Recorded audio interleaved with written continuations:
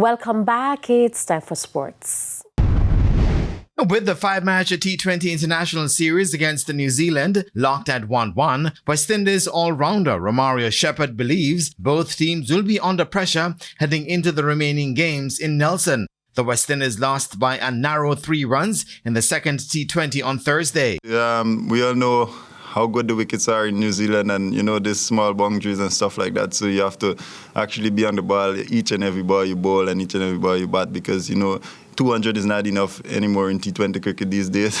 So, new venue, new challenge. So hopefully, we can actually, start well in that venue like we started well on last night here. The third T20 takes place on Saturday starting at 7:15 p.m. Jamaica time. Reggae Boys assistant coach Ian Birchnell has described coaching at the international level as complex when compared to the club level. Birchnell, who was brought into the Reggae Boys setup in September as an assistant to head coach Steve McLaren, previously coached at clubs such as Wolverhampton Wanderers in the English Premier League and Anderlecht in Belgium. The Reggae Boys have 2 crucial remaining World Cup qualifiers in the final round of CONCACAF qualifying, and Birchnell, who was speaking on the podcast Left Field, described his time so far in the national setup. You're getting a group of players that are actually different levels because some were playing in the Jamaican League, some were playing in the Premier League.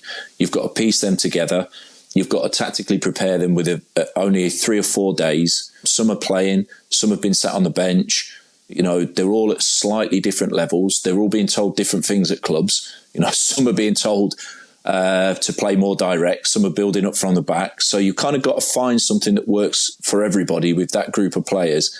And you've got 3 days on the grass to get it right before your game.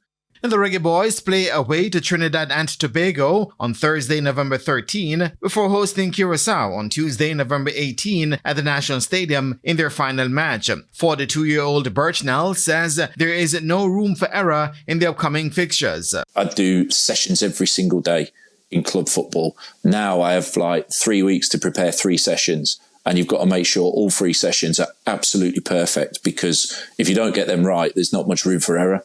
The Reggae Boys lead Group B in the final round of the CONCACAF World Cup qualifiers with 9 points, 1 more than Curacao, while Trinidad and Tobago are third on 5 points. The Reggae Boys squad for the 2 matches will be announced on Saturday.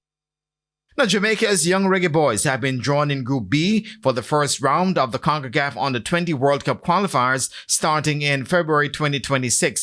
The young Reggae Boys will play alongside Puerto Rico, St. Kitts and Nevis, Cayman Islands, Bonaire, and the Turks and Caicos Islands.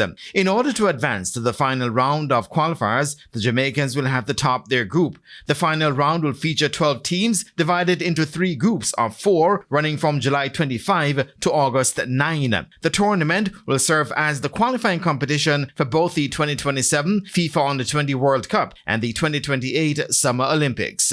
And that is it for your midday sports roundup, and I am Jermaine Brown. Thank you, Jermaine, and that's the Midday News. I'm Shamela Pullen. Join us at 7 for Primetime News. On behalf of the news, sports, and production teams, good afternoon.